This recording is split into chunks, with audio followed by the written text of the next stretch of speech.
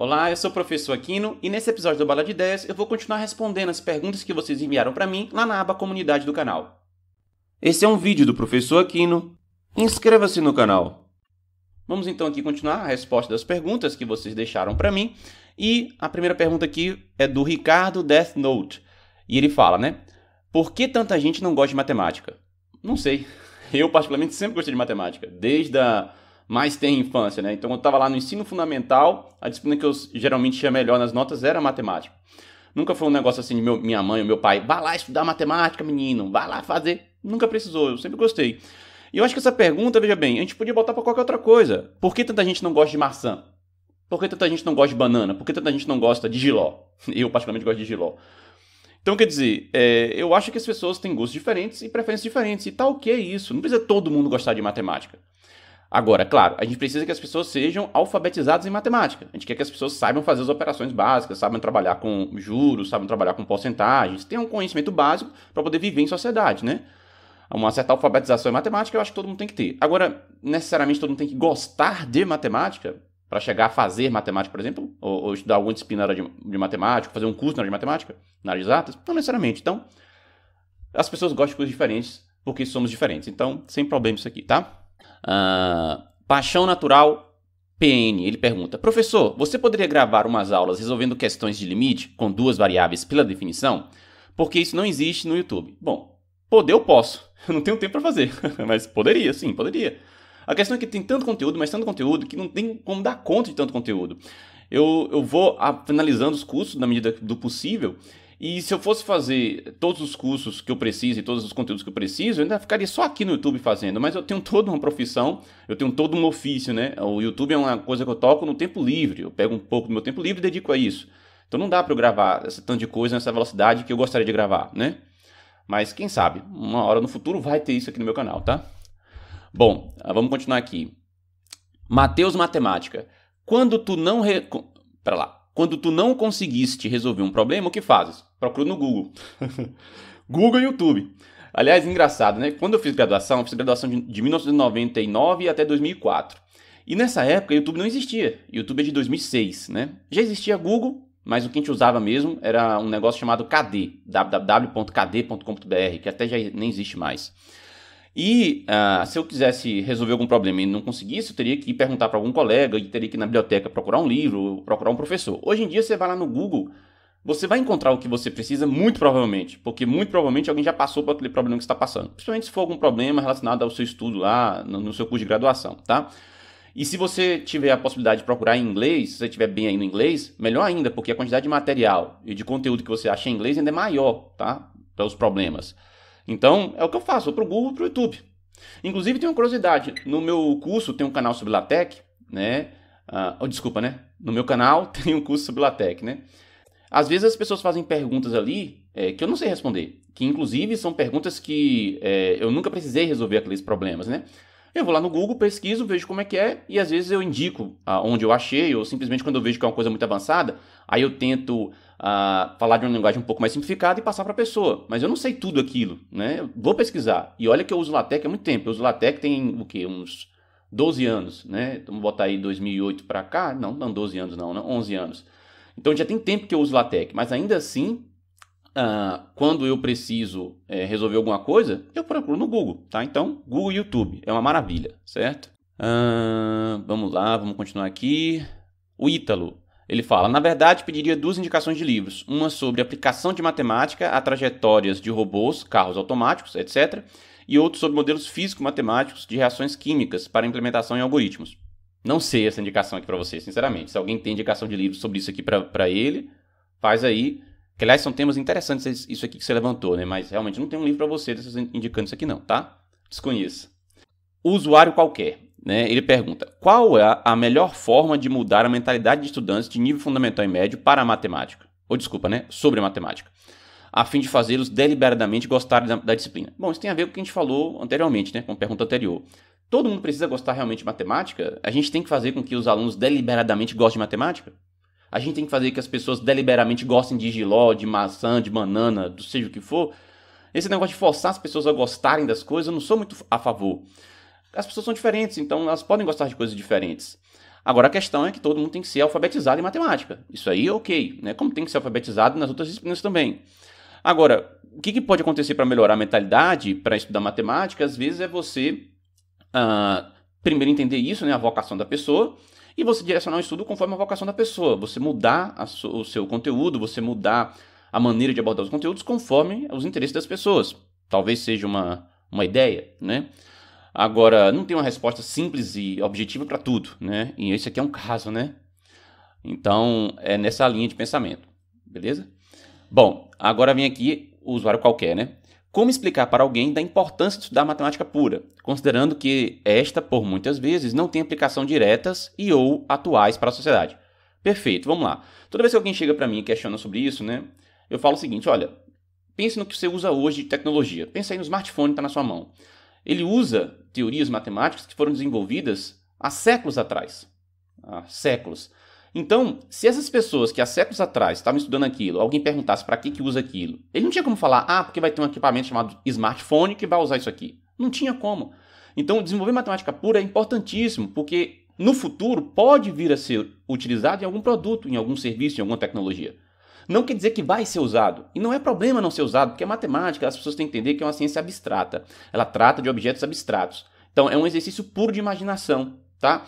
Acontece que algumas outras áreas, como a física, como a engenharia, vão se adequar e vão usar questões de matemática para explicar alguma coisa deles ou para desenvolver alguma coisa deles, tá?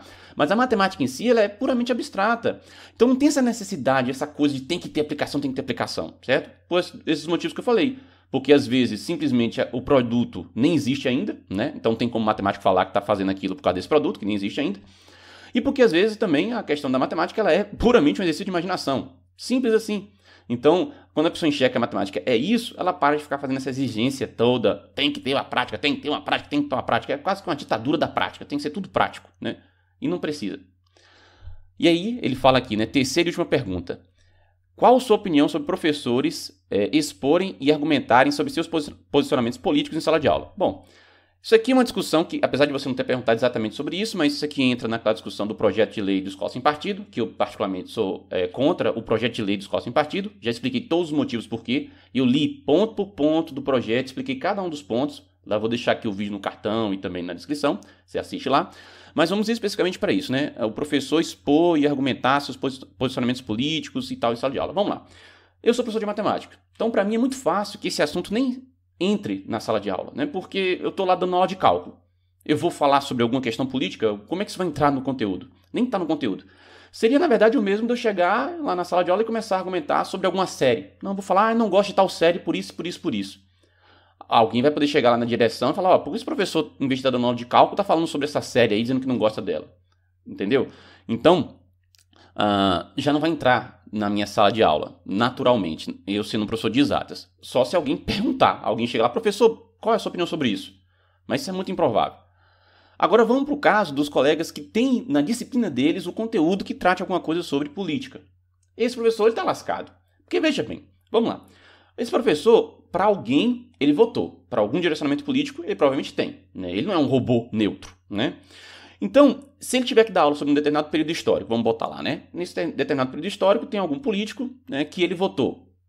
Aí, o que acontece? Qualquer coisa que ele fale, vão dizer que ele está falando de maneira positiva porque ele votou naquele político.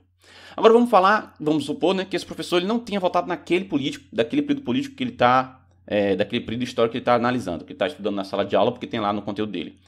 Se ele não votou, tudo que ele falar, vão dizer que ele está falando porque está criticando aquele político daquele período. Percebeu? Então não tem como ele fugir. Ou seja, como é que ele vai escapar disso? De não expor o seu argumento ou não expor o seu posicionamento.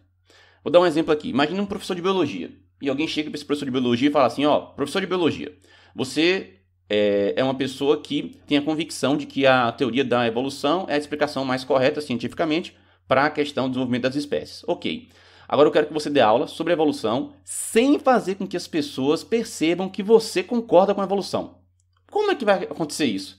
Qualquer coisa que ele fale favorável à evolução, que sejam argumentos, inclusive, canônicos, né, argumentos clássicos para explicar a evolução, vão dizer que ele está dando a opinião dele, o argumento dele. E não é. Porque já é a opinião, já é o argumento clássico da literatura. Tá percebendo? Então como é que ele vai dar a aula desse conteúdo sem expor o argumento dele, a opinião dele, o posicionamento dele. A gente pode falar o mesmo sobre liberalismo. Então, você tem um professor que é liberal. Ele tem lá, defende a cartilha do liberalismo econômico. Como é que ele vai dar aula sobre isso? Porque tudo que ele falar, podem dizer, não, você está falando isso aí porque você concorda com isso, você está dando o seu argumento é favorável ao liberalismo. Quando, na verdade, ele está expondo justamente, a palavra que você usou, inclusive, aqui é expondo, os argumentos clássicos da literatura para justificar por que tem que ter liberalismo, por exemplo. Então, ou seja, não tem como o professor fugir disso daqui. O professor não é um robô neutro, né? Agora, isso é um problema. Outra coisa, que aí é outra questão, é o professor do nada ir fazer propaganda político-partidária, seja para quem for, em sala de aula. Aí é outro problema, é outra questão. Inclusive, naquilo que eu comentei sobre o projeto de lei de escola sem partido, não é só isso que trata o projeto de lei sem partido. É importante as pessoas saberem disso. Então, quem não assistiu aquele meu vídeo, vai lá, assiste ponto por ponto, para entender por que eu sou contra o projeto de lei de escola sem partido. Tá? Mas percebe como é problemático? Como é que você vai dar aula sobre algum conteúdo, qualquer um que seja, sem que a pessoa acuse você de estar dando aula daquele conteúdo porque você concorda com aquele conteúdo. Entendeu? Ou que você está criticando porque você discorda. Tá percebendo? É problemático isso daqui. A próxima pergunta aqui é vontade de aprender. E ele pergunta o seguinte: se houver outro vídeo assim, eu gostaria que você falasse um pouco sobre o processo de stricto sensu, a entrada, a rotina de estudo. Excelente iniciativa e ótimo canal. Um abraço. Bom, o stricto sensu, né, são os cursos de pós-graduação, cursos que você faz depois da sua graduação. Então, vão ser lá os cursos de mestrado e doutorado, né? São stricto sensu. O lato sensu é a especialização. Eu já falei sobre isso. Eu fiz um vídeo sobre como fazer, ou melhor, um vídeo falando como é fazer mestrado, outro vídeo falando como é fazer doutorado. Se você quiser acessar, tá lá os links aqui na descrição do vídeo e também nos cartões, tá? Então, acessa lá que eu já falei. Agora a pergunta do Emanuel Medeiros. Ele pergunta o seguinte: na faculdade de matemática, vocês estudam cálculo 5? Eu faço física e só tenho até o cálculo 4. Bom, até onde eu sei, é muito improvável que alguma universidade tenha cálculo 5, né? Na verdade, o que as universidades fazem é, eles pegam um conteúdo de cálculo e dividem em disciplinas. Vão ter universidades que vão ter cálculo 1, 2 e 3. Só que quando você pega a ementa desse cálculo 1, 2 e 3, é equivalente à ementa do cálculo 1, 2, 3 e 4 de outros cursos. É só porque essas disciplinas estão com carga horária maior, às vezes tem isso. Ou então, às vezes, porque a ementa que seria do cálculo 4 passou para uma outra disciplina, que eles não chamam de cálculo 4, chamam de outra coisa qualquer. Então, no final das contas, o que importa é quais são os conteúdos que você estudou durante o curso e os conteúdos que outra pessoa estudou durante o curso. Possivelmente, a depender do curso, né, serão as mesmas quantidade. Agora, claro, mudando de curso, a coisa pode mudar de figura em alguns pontos. Por exemplo, o curso de matemática tem uma disciplina, além dos cálculos, dos 4 cálculos, tem mais uma disciplina que é análise real. Que as disciplinas de engenharia, o curso de engenharia não tem. Eu acho que até que os cursos de física também não tem análise real. Da mesma maneira que tem disciplinas no curso de física e no curso de engenharia que não tem no de matemática, né? Então, você tem essa diferenciação. Mas no final das contas, o comum mesmo é 1, 2, 3 e 4. Ou 1, 2 e 3. É o mais comum para cursos de cálculo, tá? Eu já até vi algumas universidades com cálculo 1 e 2 só, né? Mas aí eles dissolvem o que seria o 3 e o 4 em outras disciplinas. A próxima pergunta agora é do João Pedro Cordeiro. Pô, Aquino, mais vídeos como este seriam bons. Vou deixar uma pergunta aqui para uma próxima vez que for fazer outro vídeo como esse. Você acha que é desnecessário um calouro que estuda cálculo 1 pela primeira vez estudar aquela definição formal de limite? Toda aquela história de delta, epsilon, erros? Eu sou de engenharia química, mas esse tipo de abordagem é mais de análise, não? O cálculo 1 veio principalmente para calcular derivada, certo? Sou do UNB, mas acho que em todas as universidades é assim. Me corrija se eu falei alguma besteira. Bom, na verdade é o seguinte, tem as duas correntes, tá? Você vai ter professores universitários que acham que não é para ensinar a definição formal de limite no cálculo 1, e vai ter a corrente de professores universitários que acham que é para ensinar a definição formal de limite em cálculo 1. Eu sou dessa segunda opinião. Eu acho que tem que se mostrar a definição formal de limites lá no cálculo 1, independente se a pessoa está fazendo engenharia ou matemática. Só que o enfoque pode ser diferente. Então, se você pega, por exemplo, o livro de James Stewart, que é um livro muito usado nas engenharias, ele tem a definição formal no livro de James Stewart para limites, usando deltas e epsilon. Só que o foco não é todo esse. É uma parte pequena do curso, comparado ao resto. Tá? Até se você pegar o capítulo de limites e comparar o tanto que ele fala sobre isso e o tanto que ele fala do resto das coisas sobre limite, é muito pouco a parte que ele fala sobre a definição formal. E eu acho que essa é uma linha interessante, principalmente no curso de engenharia. Num curso de matemática, talvez você precise trabalhar um pouco mais com a definição, mas de qualquer maneira você vai ter que também trabalhar com a noção intuitiva e com o cálculo de limites, sem precisar necessariamente usar a definição. Então eu acho importante você ter essa formação de pelo menos conhecer a definição formal. Até porque o momento de você estudar de maneira mais formal a matemática é justamente no nível superior, né? Porque, veja bem, tem uma comparação que eu gosto de fazer, que está lá no livro do Keith Devlin, né? Aquele livro Introduction to Mathematical Thinking, Introdução ao Pensamento Matemático, né? Na tradução livre. Que ele fala o seguinte, ele faz a seguinte comparação, que a matemática da educação básica é como se fosse o seguinte, você ensinar as pessoas a dirigir um carro. Então, quando você vai ensinar uma pessoa a dirigir um carro, tem que falar como é que passa a marcha, como é que você faz uma conversão para a direita, como é que faz uma conversão para a esquerda, como é que você faz uma baliza. Então, você ensina como é que dirige um carro. Essa pessoa não sabe fabricar um carro. Ela não termina lá o curso dele de direção da autoescola, por exemplo, sabendo construir um carro. Quando ele vai para o nível superior, aí ele vai aprender a fabricar o carro, a melhorar o carro, a otimizar as peças do carro. É outra história. Então, a mesma ideia com a matemática. Lá no ensino fundamental, você meio que aprende a usar a matemática, tá? Enquanto que no ensino superior, você aprende a desenvolver a matemática, né? Ou estuda de maneira mais aprofundada o desenvolvimento da matemática. Percebeu como é que é diferente? Então, eu acho importante você fazer. É só uma questão de foco. Eu acho que o foco não precisa ser necessariamente nesse. Realmente, no curso de cálculo 1, é interessante que a pessoa saiba, saindo do curso de cálculo 1, sabendo calcular uma derivada, sabendo calcular um limite, não necessariamente pela definição, tá? Em alguns cursos de cálculo 1 tem também integral em cálculo 1, tá? E aí a pessoa saiba fazer isso. Então, é importante isso. Agora, você conhecer a definição formal eu acho também importante, tá? E é isso aqui. Bom, acabou aqui as perguntas, tá? O que vocês acharam dessa ideia de ficar respondendo perguntas aqui no Balada de Ideias, né? Eu quero fazer outros episódios desse jeito. Vão deixando perguntas aqui nesse vídeo, que aí quem sabe no próximo eu use. Eu devo também fazer outros vídeos de Balada de Ideia que não seja exatamente respondendo perguntas, né? Outros temas que eu achar interessante. Mas se vocês gostaram desse tipo de modelo também, deixa aí a opinião de vocês, tá bom? Curta esse vídeo, não esqueça também de inscrever-se no canal se você ainda não está inscrito. E eu vejo você no próximo vídeo. Até mais e tchau!